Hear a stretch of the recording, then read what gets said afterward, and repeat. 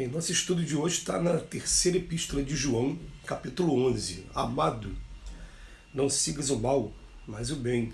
Quem faz o bem é de Deus, mas quem faz o mal não tem visto a Deus. Emmanuel vai comentar na lição 122 do livro Pão Nosso, Pecado e Pecador. A sociedade humana não deveria operar a divisão de si própria como sendo um campo em que se separam bons e maus, mas sim viver qual grande família em que se integram os espíritos que começam a compreender o Pai e os que ainda não conseguem pressenti-lo. Claro que as palavras maldade e perversidade ainda comparecerão por vastíssimos anos no dicionário terrestre, definindo certas atitudes mentais inferiores. Todavia é forçoso convir que a questão do mal vai obtendo novas interpretações na inteligência humana. O evangelista apresenta conceito justo.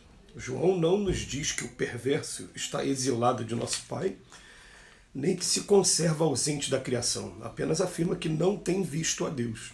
Isto significa que devamos cruzar os braços? Não significa que devamos cruzar o braço ante as ervas venenosas e nas zonas pestilenciais do caminho.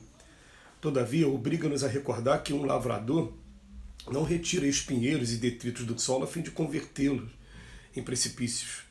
Muita gente acredita que o homem caído é alguém que deve ser aniquilado. Jesus, no entanto, não adotou essa diretriz. Dirigindo-se amorosamente ao pecador, sabia-se, antes de tudo, defrontado por enfermo infeliz, a quem não se poderia subtrair as características de eternidade. Lute-se contra o crime, mas ampare-se a criatura que se lhe enredou nas malhas tenebrosas. O mestre indicou o combate constante contra o mal, contudo, aguarda a fraternidade legítima entre os homens por marco sublime do reino celeste. Essa é uma velha preocupação nos ambientes religiosos, da gente saber diferenciar o que é o pecador e o que é o pecado.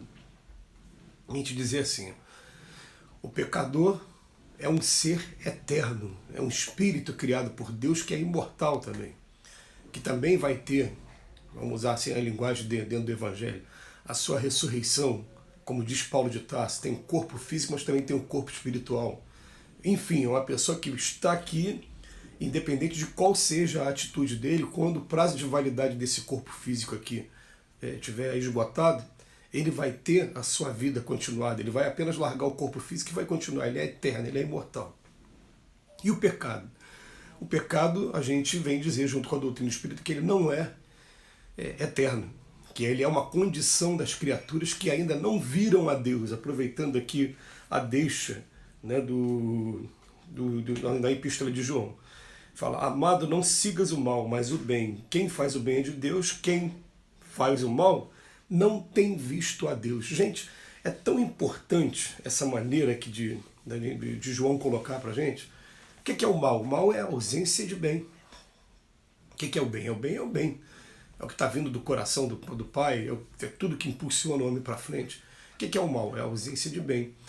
Eu estou falando desse jeito porque o texto poderia estar dizendo assim, o que faz bem é de Deus e o que não faz mal é do diabo, é do Satanás, esses nomes que usa. E o que isso poderia trazer psicologicamente para a nossa interpretação?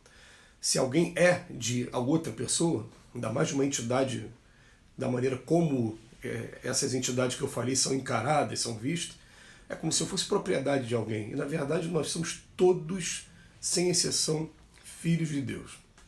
Quem está vivendo agora, no momento, no pecado, está afastado dos conceitos do Pai.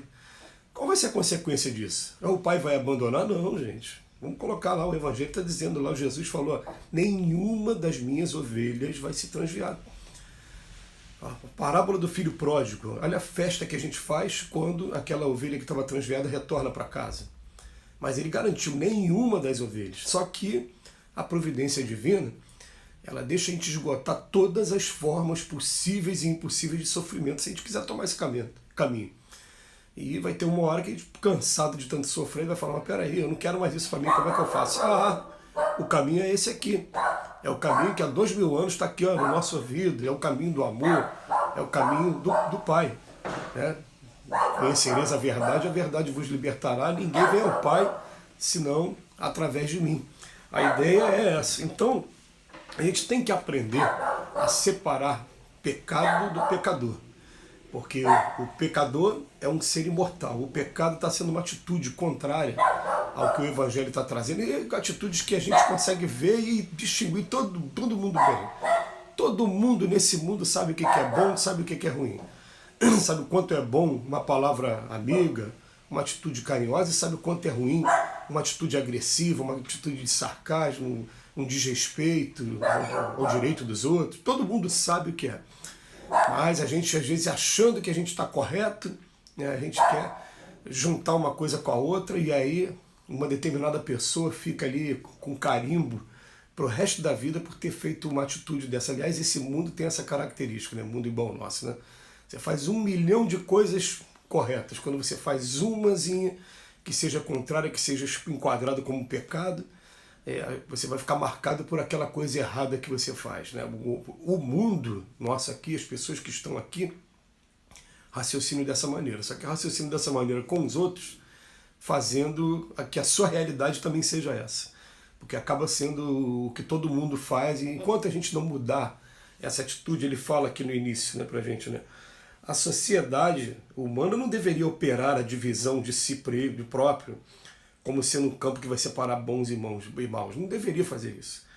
Mas sim viver com uma grande família, em que se entregam os espíritos que começam a compreender. Gente, eu tenho certeza absoluta que, olhando para mim hoje e fazendo o estudo, eu estou começando a compreender a consequência de algumas atitudes. Consequência que às vezes a gente não percebe de maneira imediata, mas a gente vai perceber de maneira longa, prolongada, de maneira imediata. Vai perceber.